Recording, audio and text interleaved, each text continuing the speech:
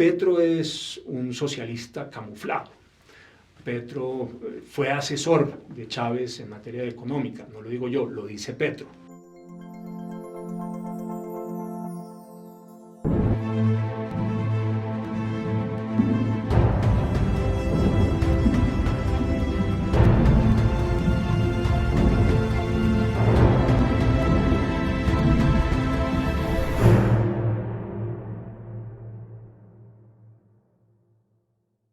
Hola amigos de Diario Criterio, bienvenidos a esta conversación que vamos a tener con el doctor Rafael Nieto Loaiza. Doctor Nieto Loaiza, bienvenido, un placer tenerlo con nosotros hoy. ¿Cómo está? El gusto es mío, Alejandro.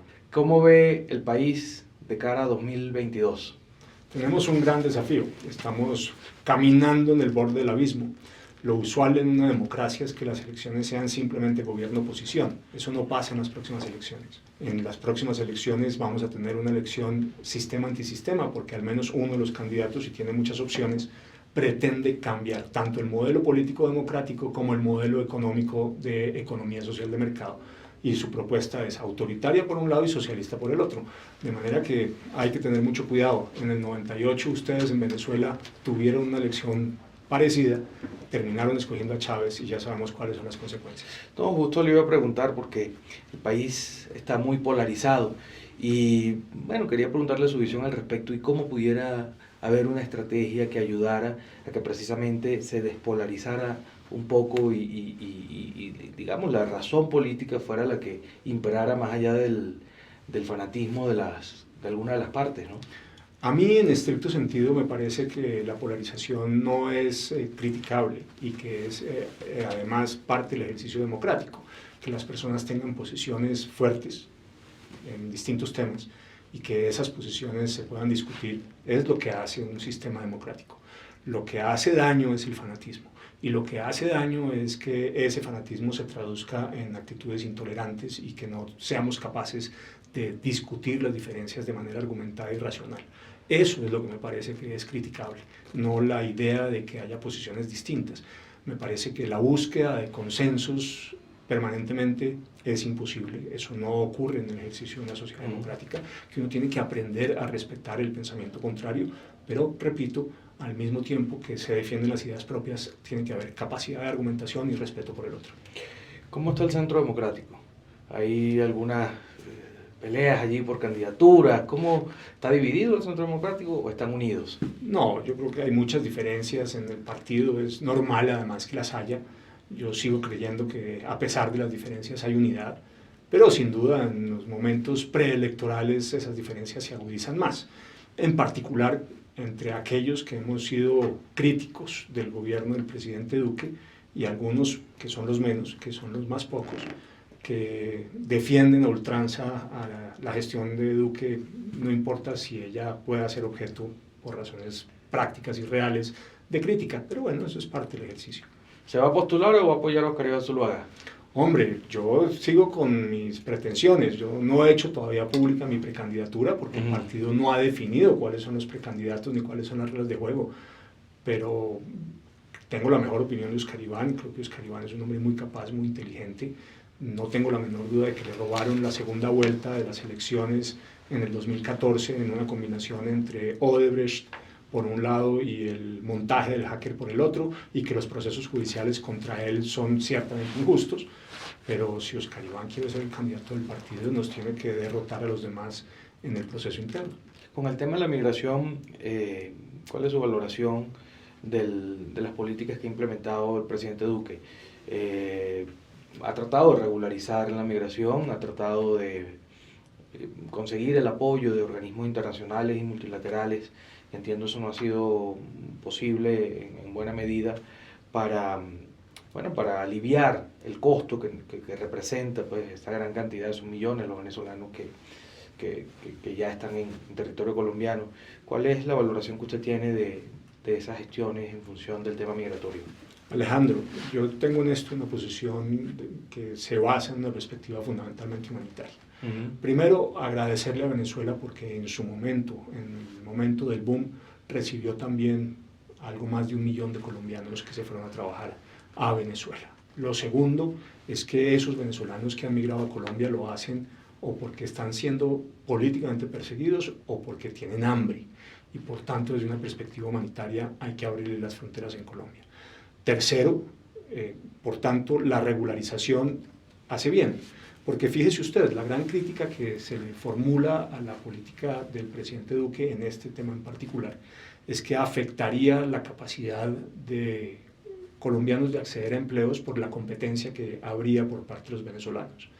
Pero es que ocurre que esa competencia funcionaba de manera mucho más efectiva en la ilegalidad, porque lo que le daba ventajas a algunos trabajadores venezolanos frente a similares colombianos era que ellos no podían exigir que se le pagaran para fiscales, seguridad social, etcétera, etcétera, etcétera. Es decir, al final estaban sujetos simplemente al pago de un salario y nada más, un salario que además podría estar por debajo del mínimo que en Colombia se ha establecido. Pero en el momento de la regularización esa ventaja dejó de existir y por tanto los venezolanos y los colombianos compiten en las mismas circunstancias y condiciones. Eso, en lugar de perjudicar al trabajador colombiano, lo favorece. De manera que yo creo que en general la política migratoria de Colombia hacia Venezuela es la correcta, lo repito, sobre todo por razones de carácter humanitario. Lo que sí creo es que tiene que haber unas sanciones mucho más fuertes para aquellos venezolanos que son la minoría que cometen actos delincuenciales o violencia en Colombia. Para esos la respuesta no puede ser deportarlos, porque sabemos lo que pasa cuando los devuelven a Venezuela.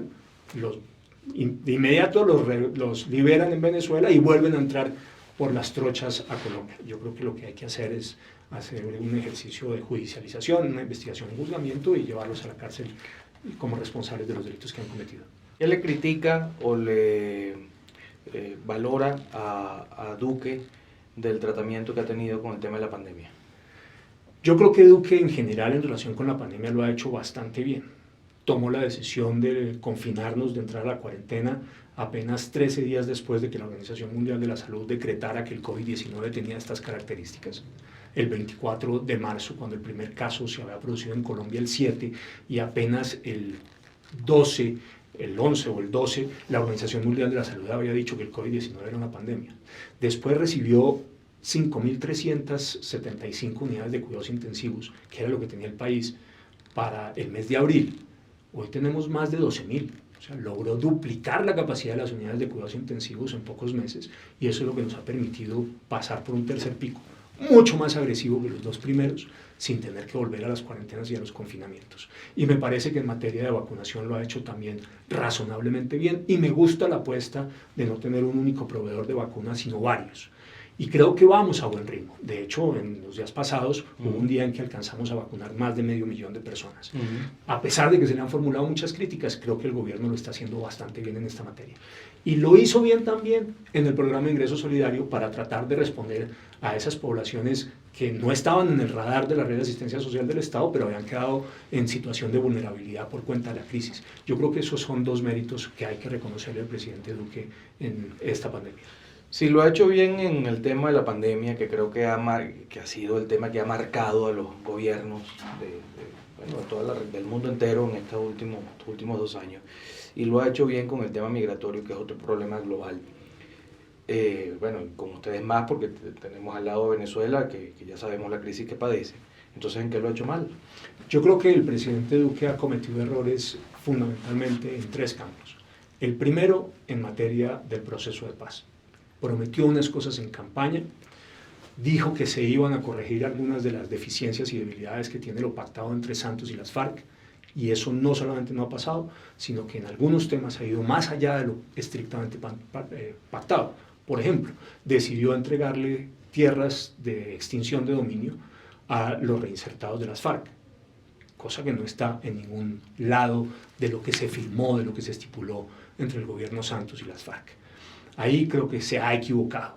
Por ejemplo, creo que en el caso de las 16 curules que deberían ser para las víctimas, pero que no van a serlo, debería objetar ese proyecto de acto legislativo de reforma constitucional y debería haber un nuevo debate en el Congreso a partir de esa objeción. Segundo, creo que se ha equivocado en materia de la lucha contra el narcotráfico.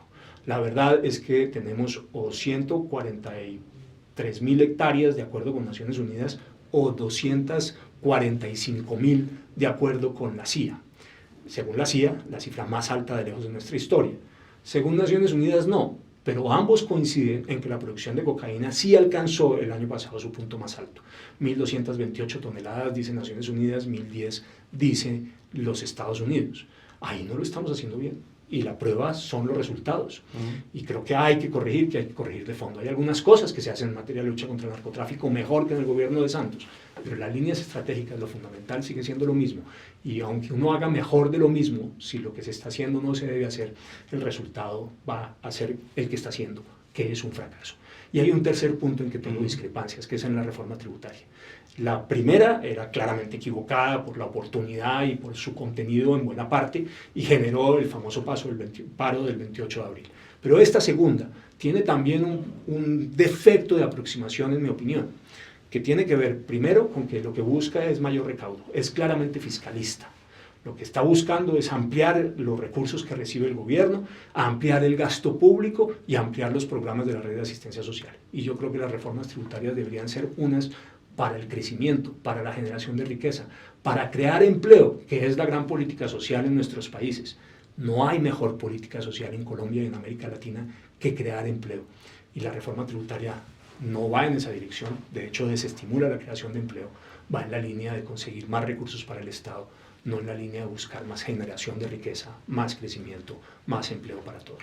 Y sobre las denuncias que hubo de magnicidio, ¿cuál es su opinión? ¿Les da credibilidad? ¿Qué opina al respecto?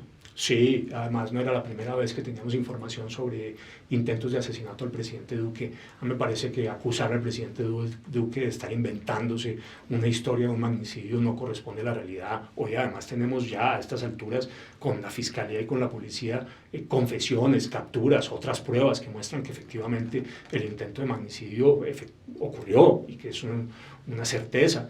Y lo que demuestra es que hay unos que están interesados en poner a Duque fuera del camino y si para eso tienen que matarlo, van a proceder en esa dirección. No es el único presidente de la República que haya sufrido ese riesgo. Hay que recordar que el presidente Uribe ha sido objeto de 18 atentados a lo largo de su vida política, pero no cabe la menor duda de que hay que darle credibilidad, porque los hechos están ahí, al presidente Duque, y además tomar las medidas para protegerlo. Un magnicidio, cualquiera que sea, genera un impacto político sísmico en cualquier país y Colombia no es la excepción. ¿Cómo ve a Petro? Petro es un socialista camuflado. Petro fue asesor de Chávez en materia económica, no lo digo yo, lo dice Petro. Petro trajo a Chávez a Colombia después del golpe de Estado. Fue muy cercano a Chávez y se preciaba, repito, de ser su asesor económico.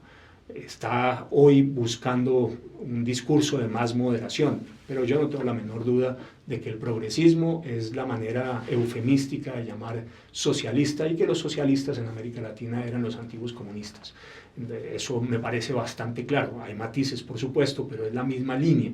Y desafortunadamente el progresismo y el socialismo del siglo XXI es autoritario y desde una perspectiva política mina las bases del ejercicio democrático y desde una perspectiva económica pretende reemplazar la economía social de mercado que tiene debilidades por un modelo que ha demostrado ser un desastre en todas partes del mundo, que es el socialista. Para la prueba, Venezuela, que hoy por hoy tiene un 96% de ciudadanos en la pobreza y un 82% de ciudadanos en la pobreza absoluta. Es el país, incluso por encima de Haití, con peores cifras de economía, siendo el país probablemente más rico del Río Grande hacia el sur. ¿Y usted sí cree que los colombianos ven en Petro eso que usted está describiendo o perciben otra cosa? Creo que algunos colombianos lo vemos y lo vemos con claridad. Creo que Petro es suficientemente hábil para venderle a otros colombianos que él no es eso que dice ser. Pero basta recordar lo que decía Chávez antes de ser electo, o lo que decía Fidel Castro antes de llegar al poder en Cuba y en el primer año de la revolución. Ninguno decía que era marxista, ninguno decía que era comunista, todos decían que iban a respetar la propiedad privada, todos decían que iban a respetar la libertad de prensa y la libertad de expresión, y son regímenes autoritarios claramente, donde la posibilidad del ejercicio de los derechos políticos no existen. Lo que hay que mirar, repito, es la realidad, no el discurso, no la imagen. Y la realidad, ¿qué muestra? Que Cuba y Venezuela son dos países sujetos a unos regímenes autoritarios que oprimen las libertades, que violan los derechos de los ciudadanos, en los que no se permite la libertad de expresión ni la libertad de opinión, y que tienen unos modelos económicos socialistas que han fracasado y que han fracasado de manera rotunda.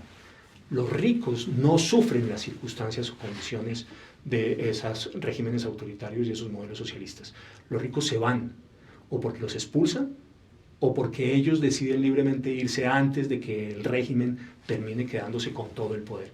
Pero los pobres, esos son los que sufren la vulneración de sus libertades y, por supuesto, el aumento de la miseria y la pobreza que es el resultado de ese modelo económico. Por esos pobres es que hay que procurar que Colombia no caiga en el modelo socialista, en el modelo autoritario, en el populismo radical de izquierda que propone Petro. Doctor Nieto, muchísimas gracias por acompañarnos hoy en esta conversación.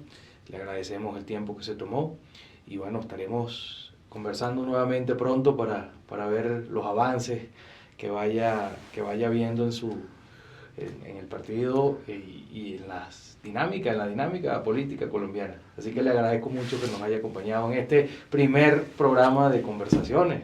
Muchas gracias, Alejandro, me honra mucho que haya sido el primero de los invitados, y a todos ustedes que nos van a ver en Diario Criterio. Muchas gracias por la paciencia al escucharme y muy buen día para todos. Gracias a usted.